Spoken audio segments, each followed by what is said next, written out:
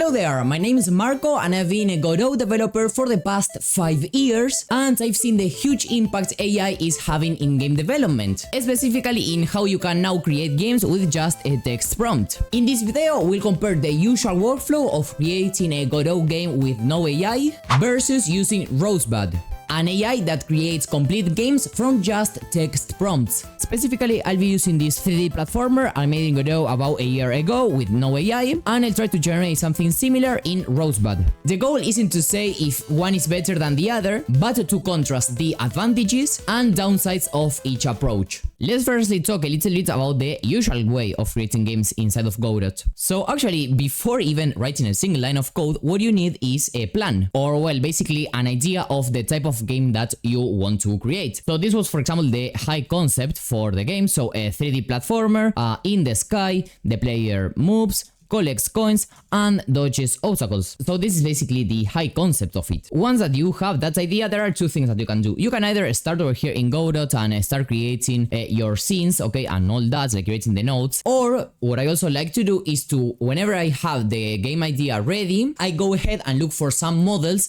okay, or some arts that I can use for the game. So usually, for example, I will go to Kenny or itch.io and browse through literally dozens, okay, of assets until I found an asset pack that I like. Specifically, for example, here I used, I think was the platformer kit over here for the platforms themselves. Then over here I used these mini characters, so I had to download all these packs, just use the assets that I specifically wanted, but well, of course I had like 100% control over the game that I was going to get generated, and also about the assets that then are gonna be appearing in the Godot game. Of course, the main constraint is the fact that I have to spend a lot of time and that I also need to have some kind of technical skill. So step 2 could be looking for assets, okay, and then implementing them in some kind of prototype. Of course, okay, the first version of this game wasn't like this. Everything started way smaller, just to validate game mechanics, the code, the different models, etc. Now, when you use tools like Rosebud, as you can see, literally the only thing I have to do is type in your game idea and press a button and the generation starts. So what happens is that instead of having to follow these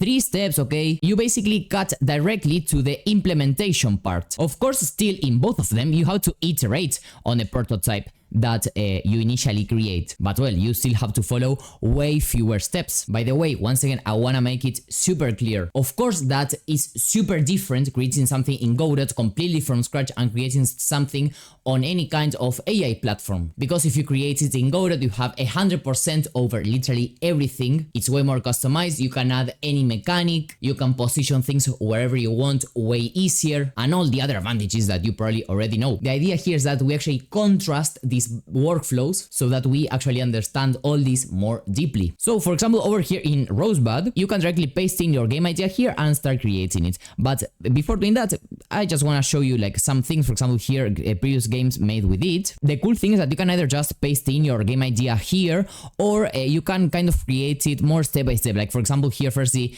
describing the type of game that you want to create. For example, I don't know, RPG. Then you pick any of the already made styles. Then it will create the assets, okay, and you can directly click here and start creating a game. But as you can see, it's even less customized. So what I'm gonna do is directly copy this high concept and I'll paste it over here. Then you can select your model. In this case, we're gonna go with Claude, and then let's click on generate, or well, actually create. And something that is pretty cool is that they have here like this kind of agent, okay, that tells you, okay, what's the main twist that makes this sky platformer feel unique, and you have some ideas, or you can even refresh these options. So what I wanna mention here is that usually whenever you wanna create your own game, okay, and you open up a game engine, you already have or should have a game idea in plan. This doesn't mean that maybe you have a game design document with 100 pages, but you have the basic things such as what's the main twist in your game, why is it different. So basically you don't need an agent asking you for which is the unique twist when you're creating games on your own on a game engine. But this is super useful,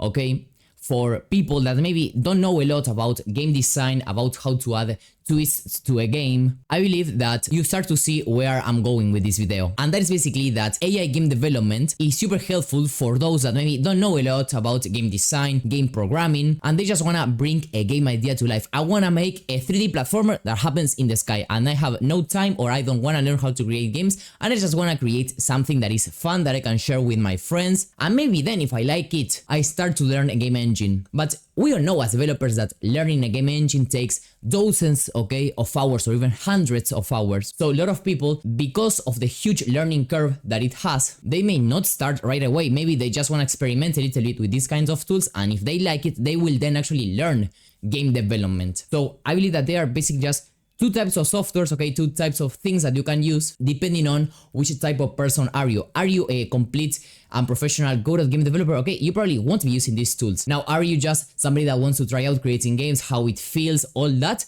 Then these tools are amazing. So for example, I like this idea, and well, after talking a little bit here to their agent, okay, and some questions, okay, we have like the, let's say, the final game design document. So as we've seen here, the AI actually guided me to create this kind of game design document rather than having it to do it 100% on my own as we used to do it before. So this looks very good. Let's press on create. Okay, so here it's actually generating the game, even the sprites. I take a look at that sky, that's very, very cool. The coin, clouds, okay. Okay, so here we have the creation. That seems that it's ready, so you can even share it. I'm not gonna do it right now. So let's see it, okay, so launch into the sky. Okay, and here we have the character. So we can basically move around and collect coins. There's like a lot of lag whenever I collect a coin. I don't know if it is because of the particles or what, but we have a third-person controller, so that's actually pretty cool. And with E, we can throw a bridge node. So I suppose that over here I can press E, okay, it throws it. But here it's actually telling me I've reached a natural stopping point. Click continue with next step to keep working on this task. So let's just click continue. So yes, here it's actually taking a look at the issues that it currently has, and well, it's gonna be basically adding all the things that are left. Now the game is complete, and it's even suggesting me a next step. But first of all, okay, let me put this in full screen and try it out. Okay, so here was the unique twist. So we can build bridges, okay, with the coins that we collect. So that's actually very good. We also have the aesthetic, okay, I want it. And it actually looks very good. Like there is some lag when I spawn the bridge, for example. Okay, and I have like these objects that I have to dodge. So that's actually interesting. Let's continue collecting these coins. Let me throw another bridge there. Good. Let's continue moving. Okay, and it actually looks very good. Like, of course, there is maybe the models themselves are not the best ones. That's definitely, I believe, the biggest downside, but mechanically talking, okay, it's very good. If we go back to the usual workflow of creating games, like the complete part is maybe the technical part, but the artistic side is, let's say, a little bit more easy to play around with, because you can either download models from the internet, as I'm doing over here with this project. You can hire an artist. But here, okay, changing the models, you have to maybe talk a lot to the AI, and the result may not actually be the best one. But at least technically speaking, it was amazing. Like all the mechanics that it implemented, all the animations that this has, like this mechanic of constructing bridges is actually very good, and how to do it in literally 3 seconds. And it feels like a pretty interesting game. So I don't know, if I had the amazing idea of creating this game, this is a concept that I really personally like, I could make it a reality with this kind of AI tools with no actual technical skill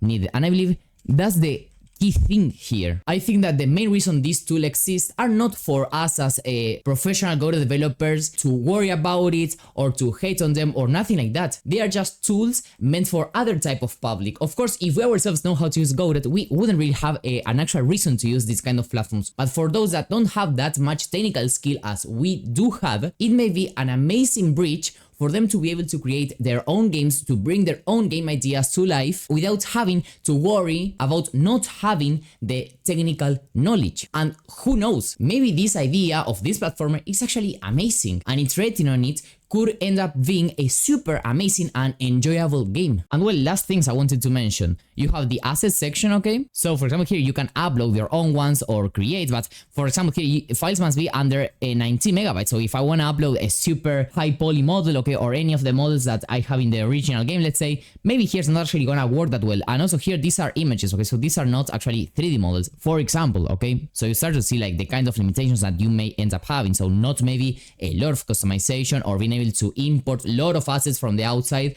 and being perfectly integrated within the workflow. But another pretty interesting thing is that you have access to all the source code, so you can directly download the game, or well, the source code I mean. So with this you could even publish it to Steam, App Store, wherever you want. Or you can even click on share, okay, and you will have this button to publish it and share your URL with friends. So well, this is all for today's video. So I think that the point is pretty clear. They are two complete different tools for two complete different audiences, and that's actually very good. And that's actually something pretty interesting, because people that may not have the technical skills but they do have a very good game idea, they can make it come to life. And if you are already a professional Godot developer, you have no reason to fear these kinds of platforms. Lastly, enjoy 50% off on your first month of Rosebud with the code LETA. It is valid until May 31 and only for the first 100 customers. This is all for this video, and see you in the next one. Bye bye!